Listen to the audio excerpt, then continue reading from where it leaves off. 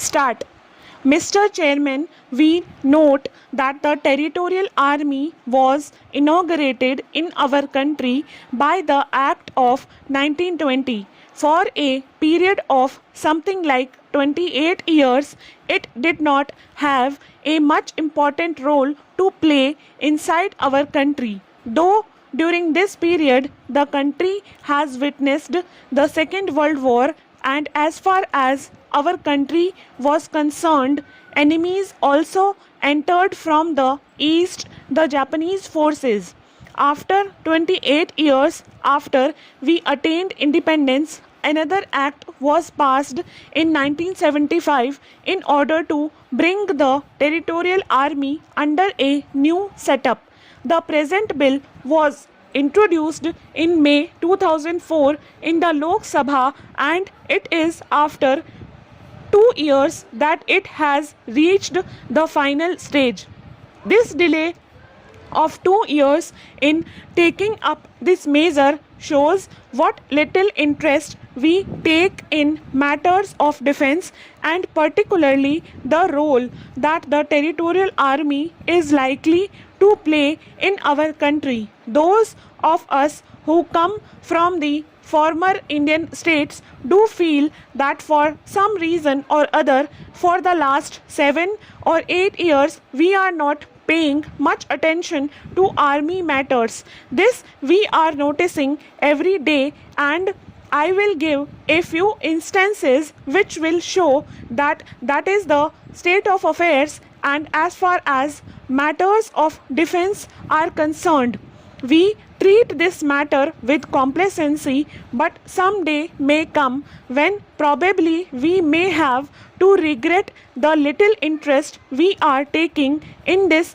all important matter. 4 or 5 months ago, we passed the Lok Sahayak Sena bill, and on that occasion also I spoke and gave a little warning to the Honorable Minister for Defence, who himself was piloting that bill, that these matters were not taken seriously, and he assured me that that was not the case. Sir, I would submit that soon after that bill was passed, one camp was allotted to Bikaner division, or the former Bikaner state from where I come. The camp was opened in the first week of October, when I also happened to be in that area for some private work. Sir, the collector received an intimation from the Defense Ministry that from a particular date the camp would be started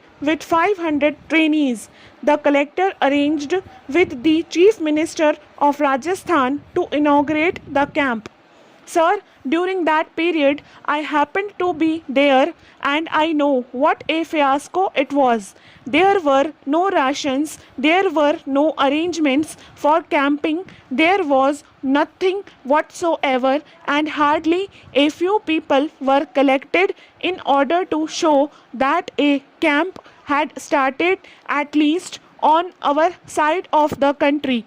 The notion is that this country only belongs to the Congress and not to others, and therefore only a few Congress volunteers were collected to see that somehow or other the camp was started. Whosoever the people might be, whether they were fit for the purpose of training or not. This happened only about 2 months ago, and the Honorable Minister can verify these facts because I happened to be on the spot there. If this is how we take army and military matters, I only feel very sorry what will be the condition if we are to tackle serious matters, or if we are involved in real warfare. Sir, I note with a little concern whenever replies are given in the House in regard to defense matters. I particularly refer in this connection to our army operations against the Nagas.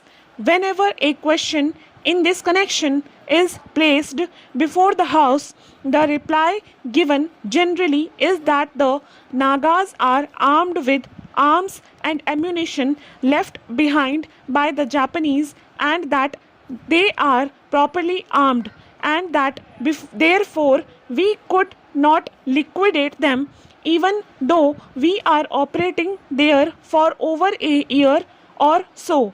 It may satisfy the Honorable Defense Minister and the Defense Ministry, but not people like us who claim to know something of it, though we are now supposed to be out of date and not of much use.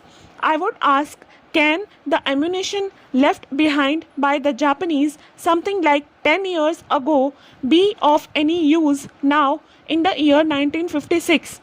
I am myself fond of shikar and shooting, and I know that after 2 years the ammunition which we keep with us becomes absolutely useless and we cannot do anything with it. And to say that the arms and ammunition left by the Japanese some 10 years ago are still being used by the Nagas could not be believed.